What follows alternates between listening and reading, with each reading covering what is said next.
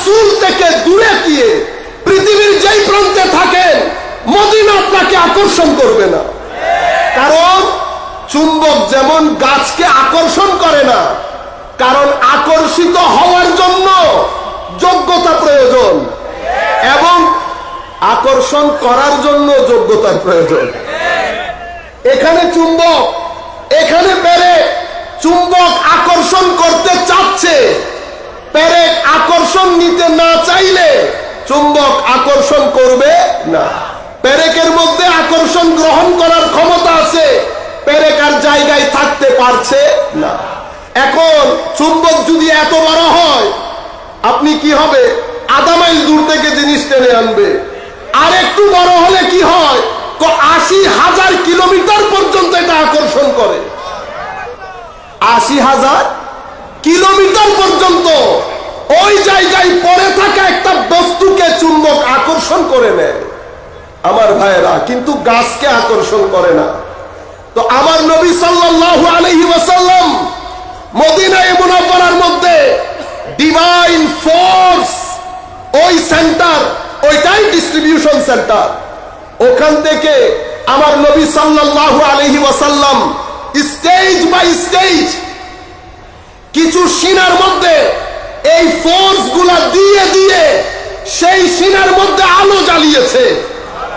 এক এক সিনা পৃথিবীর এক এক প্রান্তে গিয়ে আবাদ হয়েছে। সেই সিনাগুলা যিনি যেখানে গেছেন, কেউ 10 মাইল, কেউ 100 মাইল।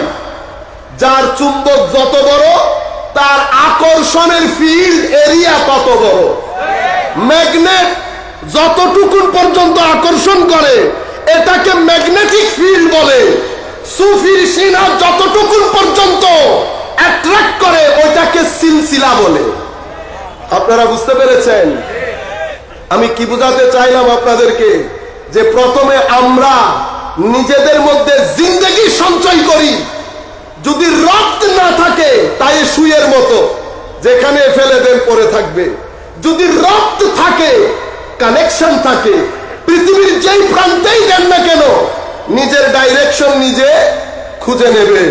তাইলে রক্তের জন্য, কানেক্টেড থাকার জন্য আমাদের প্রথম একটা জিনিস প্রয়োজন, সেটা হচ্ছে আমার নবীর ইশক মোহাব্বতকে ধারণ করা, আলে বাইত রাসূলের ইশক মোহাব্বতকে ধারণ করা, সাহাবায়ে কেরামের আদব তাজিমকে ধারণ করা, কোন ধরনের কোন ধরনের বাদ ছাড়া, এবং আউলিয়ায়ে কেরামের সাথে নিসবত রাখা।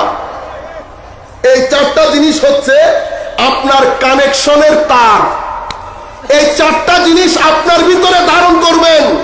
নিসবতে আউলিয়া, সাহাবায়ে কেরাম, আলে বাইত রাসূল এবং আমার নবী সাল্লাল্লাহু আলাইহি ওয়াসাল্লামের ইশক মহব্বত। এই চারটা জিনিস হচ্ছে আমার ভিতরের কানেকশনের তার। আমি এটা করে পৃথিবীর যেই প্রান্তেই যাই না কেন অটোমেটিক্যালি আমার ভিতরের সুই কোন দিকে ফিরবে? মদিনা শরীফের দিকে। যেভাবে কম্পাসের সুই নর্থ এবং সাউথ পোলের দিকে হয়ে যায়।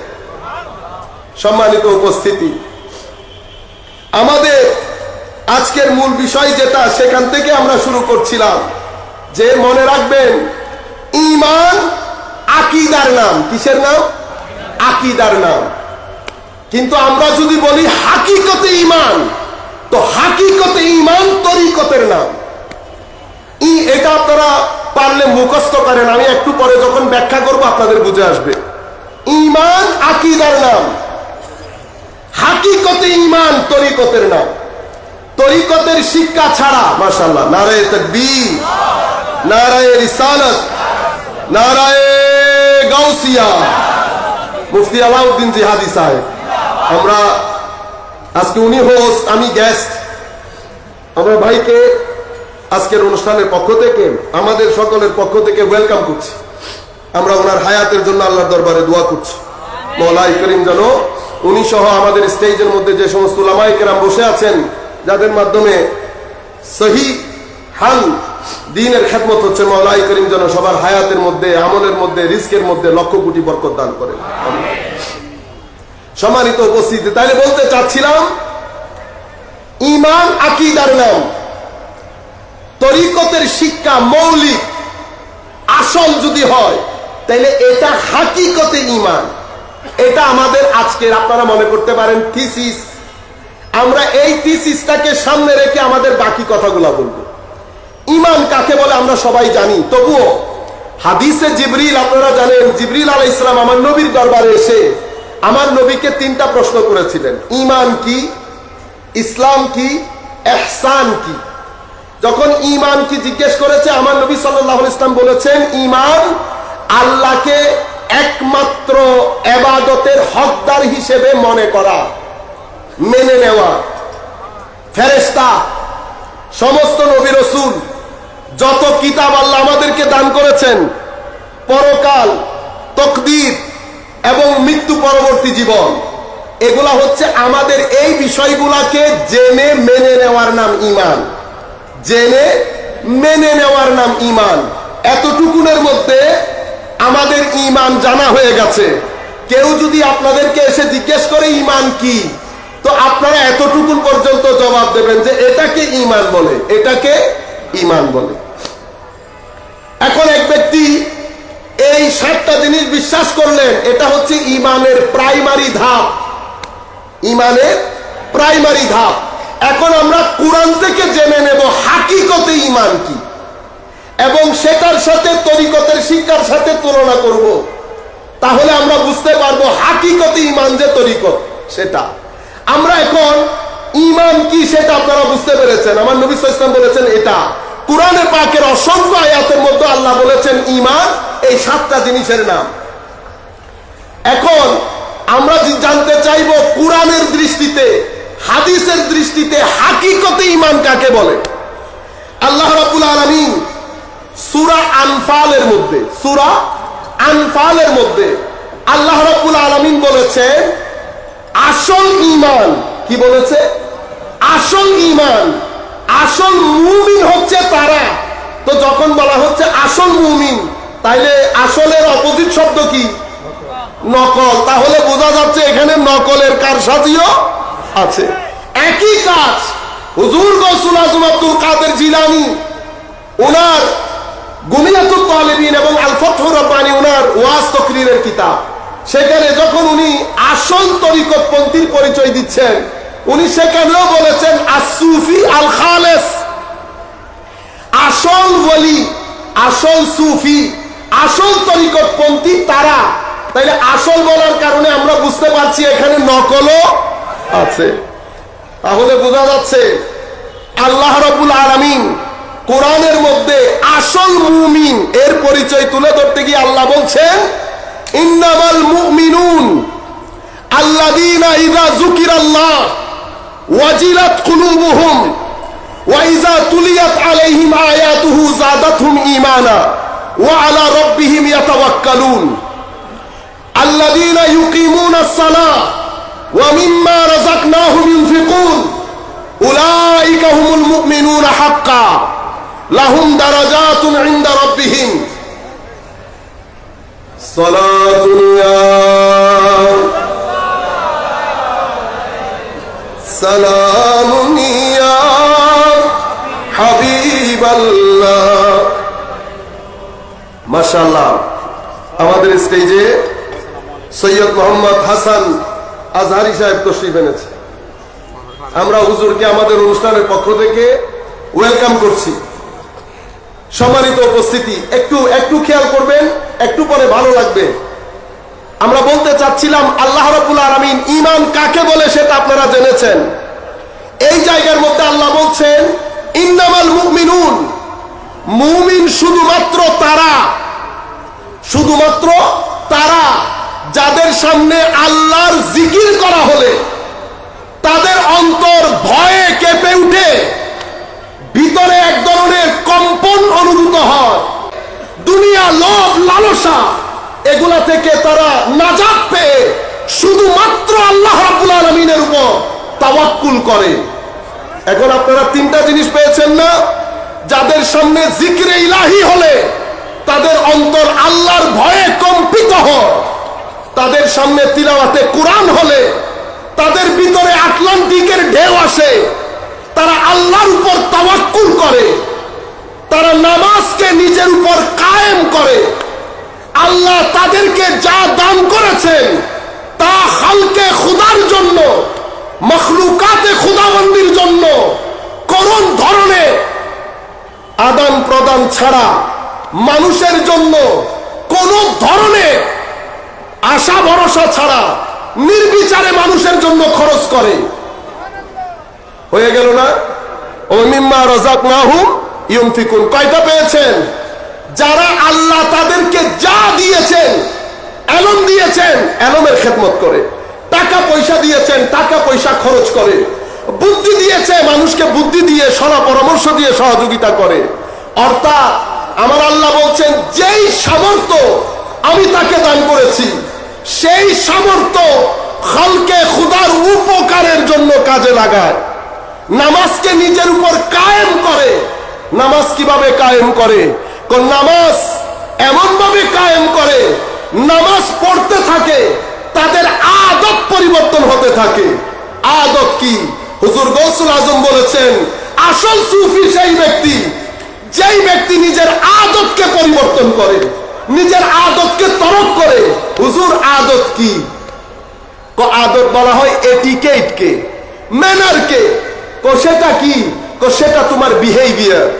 মিথ্যা বলেছো, নিচে যাচ্ছে। মানুষের সাথে ওয়াদা খেলাফ করতে, নিচে যাচ্ছে। গালিগালাজ করতা, নিচে যাচ্ছে। মানুষকে কষ্ট দিতা, নিচে যাচ্ছে। এই তোমার স্যাটানিক বিহেভিয়ার, ক্যারেক্টারিস্টিক গুলা যতক্ষণ পর্যন্ত ড্রপ ডাউন করবে না, তো তুমি মনে করতে পারো তোমার নামাজ তোমার উপর কায়েম হয় না। রাষ্ট্রে কায়েম পরে করেন, আগে নিজের উপর কায়েম করেন।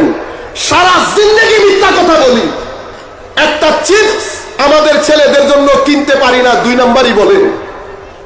একটা রেস্টুরেন্টে গিয়ে ভালো করে খাওয়া যায় না, দুনিয়ার 2 নাম্বারই 4 নাম্বারই জিনিসগুলো এনে আপনারা রান্না করেন। এত বেঈমানি যেই দুনিয়ার মধ্যে থাকে, সেই দুনিয়ার মানুষ যদি বলে আমি মদিনা শরীফ গিয়ে ইতিকাফ করেছি, আমার নবী ইতিকাফ গ্রহণ করবে? আমার ভাইয়েরা, আসল ঈমান মুমিনে হক সেই ব্যক্তি যেই ব্যক্তি ঈমানকে ধারণ করে, ঈমানকে পালন করে, ঈমানকে নিজের হালতের সাথে মিক্স করে, ঈমানের শরবত দিয়ে ফালুদা করে ফেলে নিজের জিন্দেগিকে। সেই ব্যক্তিকে আল্লাহ মুমিনে হক বলেছেন। মুমিনে হক, আসল ঈমান, আসল মুমিন। আমার আল্লাহ এটা বলার পরে বলছে লাহুম দারাজাতুন ইনদা রাব্বিহিম, তাদের যার যার সামর্থ্য অনুযায়ী মাওলায়ে করিম তাদের জন্য স্ট্যাটাস বন্টন করেছেন, যার যার সামর্থ্য অনুযায়ী। তাহলে ঈমান আমরা জানি 7টা জিনিসকে মানার নাম, কিন্তু এই আয়াতগুলোর মধ্যে এসে আমার আল্লাহ মুমিনে হক, আসল মুমিন বলেছেন যারা ঈমান ধারণ করেছে, ঈমানকে মেনেছে, জেনেছে, অতঃপর এটার মাধ্যমে নিজের ভিতর এবং বাহিরের জগৎকে সাজিয়েছে, তাদেরকেই প্রকৃত অর্থে আমার আল্লাহ বলেছে মুমিনুনা হাক্কা, আসল মুমিন।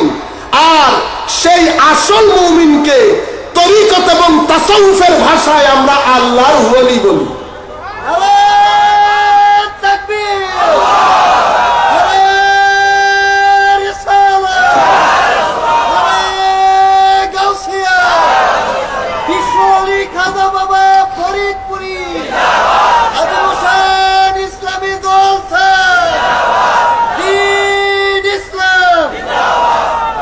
আমার ভাইরা, এই যে মুমিনুনা হাক্কা বলেছে, বুকে হাত দিয়ে বলেন, আমিও বলছি বুকে হাত দিয়ে, আল্লাহর জিকির করা হলে আমার ভিতরে ভয়ে আমার ভিতর কম্পিত হয় না।